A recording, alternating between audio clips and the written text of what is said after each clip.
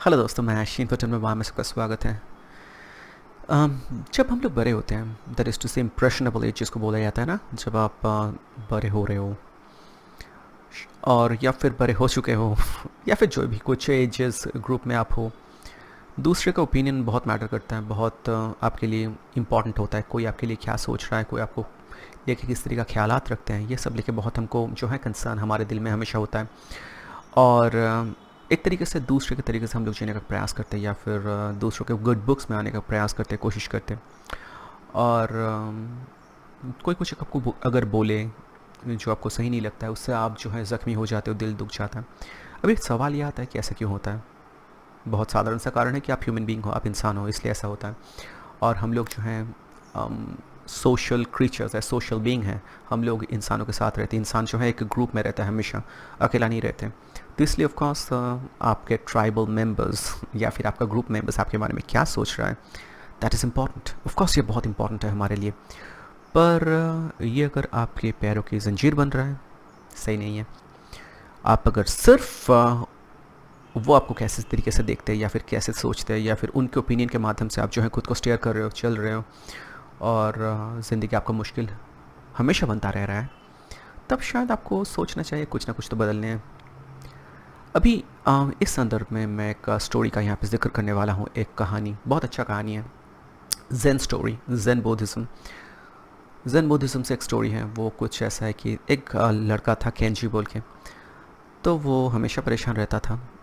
कोई उसको कुछ बुरा भला बोल दिया, कोई उसके बारे में ख़राब सोच रहा है, कोई उसको अप्रिशिएट नहीं किया, मतलब कोई काम के लिए उसको तारीफ़ नहीं किया, या फिर कोई उसको थोड़ा कुछ कारण के लिए क्रिटिसाइज़ कर दिया, उसको जो है तिरस्कार कर दिया, नकार दिया। वो बड़ा परेशान होता था।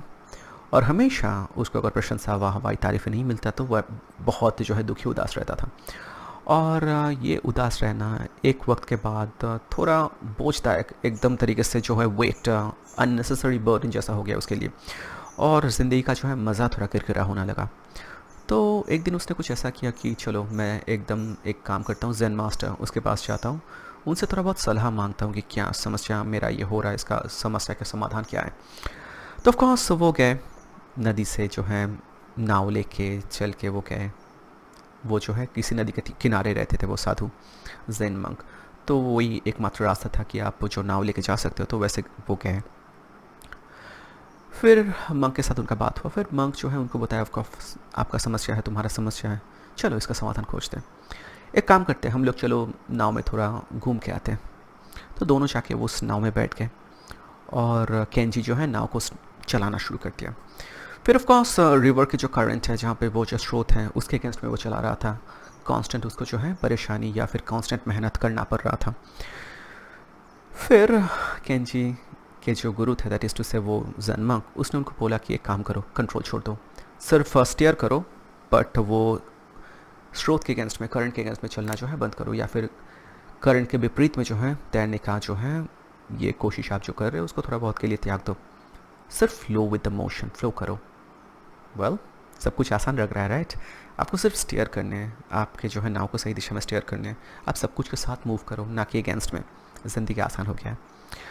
फिर अचानक से कुछ ऐसा होता है कि एक नाव आता है, वो भी कहीं से आ रहा है, आके अचानक से जो है केंजी के नाव पे धक्का लगता है। It literally bumps on to Kenji's boat. And of course Kenji बहुत गुस्सा हो जाता है, क्योंकि दिमाग उसका वैसे ही परेशान। वो एकदम गुस्से से एकदम उस बोट की तरफ देखता है। फिर जो है भला बुरा बोलने के लिए एकदम तैयार होता है, वो जो बोट को चला रहा था। फिर वो देखता है कि बोट कोई नहीं चला रहा है, वो नाव जो है कोई नहीं चला रहा था, वो खुद से तैरते हुए आ रहा था। तो फिर उसका जो है गुस्सा थोड़ा देर के बाद शांत हो गया, क्योंकि ऑफ कोर्स ब्लेम करने वाला कोई है नहीं। तो यहाँ से जो है दो सीख मिलता है, राइट? कि एक तो है हमेशा अगेंस्ट में जो है प्रिवलेंट करंट जो है, स्रोत के अगेंस्ट में, करंट के अगेंस्ट में आप अगर तैरने की कोशिश हमेशा कर रहे हो, हर वक्त अगर आप सब कुछ के विरुद्ध में या फिर साथ में फ्लो में नहीं मूव कर रहे हो, अगेंस्ट में जा रहे हो, तो ऑफ कोर्स बहुत ज़्यादा एनर्जी आपका जो है एक्सर्ट होता है। एंड सेकंड जो है सबसे इंपॉर्टेंट यहाँ पे लेसन, वो है कुछ ऐसा। आपका दिल में गुस्सा तब तक था जब आप किसी के ऊपर ब्लेम डाल सकते थे, किसी को आप दोषी कसूरवार ठहरा सकते थे। पर जब जब आपको ये दिखा, आपको ये पता चला कि इस नाव में कोई है ही नहीं, ऑफ कोर्स धक्का तो लगा, आपका परेशानी तो हुआ, आपका थोड़ा बहुत शायद हानि भी हो सकता था उस कारण से, तो ऑफ कोर्स आप गुस्सा हुए, वो लाजमी भी है एक तरीके से बताया जाए, पर उसके कारण से आप किसी को ब्लेम करना चाह रहे हो या फिर किसी को गाली गलौज करना था आपको, पर जब आप देखें कि बोट में कोई है ही नहीं, कोई कसूरवार नहीं है, फिर प्रकृति है वो सिर्फ, तब आपका जो है गुस्सा ठंडा हो जाता है, राइट।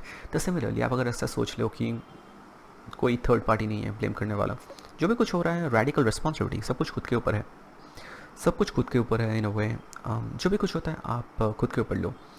दैट इज़ टू से आप दूसरों को ब्लेम ना करो, कुछ भी अगर गलत होता है तो उससे कुछ लर्न करने का जो है प्रयास करो। Of course it's a radical responsibility, radical responsibility मतलब सब कुछ मेरे ऊपर मैं ले रहा हूँ, इससे फ़ायदा क्या है जानते हो, शायद आप चीज़ को बदल सकते हो, पर आप अगर किसी को दोषी ठहराते हो तो उसके लिए आपका कारण और उसका जो है कसूरवार वो भी आपको मिल जाता है, तो आप किसी के ऊपर ब्लैंकली या फिर ब्लैंकली जो है किसी के ऊपर दोषी मैंने दोष डाल देते हो और खुद जो है खुद को निजात कर लेते हो, पर उससे कुछ खास फ़ायदा तो होता नहीं। ऑफ कोर्स दिल शायद थोड़ा बहुत ठंडा हो सकता है बट ज़्यादा कुछ फ़र्क नहीं पड़ता, पर आप अगर सब कुछ खुद के ऊपर ले रहे हो और आप उस चीज़ से कुछ सीखने का प्रयास कर रहे हो, तब शायद आपके लिए फ़ायदा है।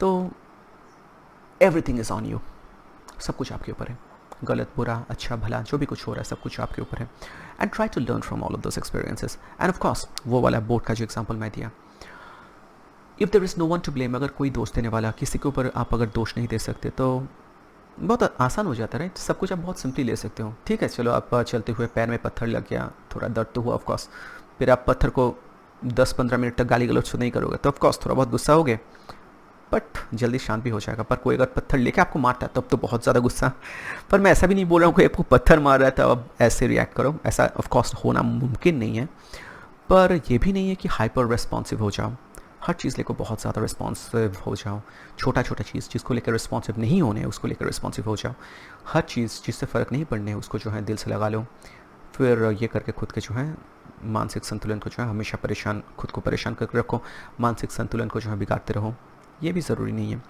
तो ऑफ कोर्स हमेशा सच्चाई जो है मिडिल ग्राउंड, बौद्धिज़्म का जो कोर कॉन्सेप्ट है मिडिल पाथ, मध्य मार्ग, यही आई गेस सबसे बेहतरीन रास्ता है। And of course responsibility, radical responsibility, आप सब कुछ अगर खुद के ऊपर ले रहे हो तो आपका चांसेस रहता है कि आप उसमें कुछ बेहतरी कर सकते हो, उसमें कुछ परिवर्तन खुद से ला सकते हो, क्योंकि सब कुछ आपके ऊपर है। बट दूसरे किसी के हाथ में है तो आपके ऊपर कुछ भी नहीं है, आप अगर चाह के भी चीज़ को बदल नहीं सकते। आज अगर आपका दिन ख़राब है या फिर किसी कारण से जो है आपका रिजल्ट्स ख़राब आया और वो कारण अगर आप खोज पा रहे हो और उसका अगर हल करते हो खुद से, तो नेक्स्ट टाइम रिजल्ट्स बेहतर आएंगे। पर अगर सब कुछ आर्बिट्ररी है, किसी के ऊपर आपका कोई कंट्रोल नहीं है, तब क्या, आप कुछ भी करो कोई फ़र्क नहीं पड़ेगा, राइट। तो इसलिए जो है हमें रिस्पॉन्सिबिलिटीज़ लेने हैं, ये बहुत अच्छा है। एंड सेकंड थिंग जो है हमेशा चीज़ को बहुत ज़्यादा दिल से नहीं लगाने, आसानी से, ईजी, टेक इट ईजी। तो बस आज का ये मुद्दा था, बताएगा मेरा कॉन्सेप्ट कैसा लगा, लाइक कमेंट सब्सक्राइब शेयर ज़रूर कीजिएगा। धन्यवाद।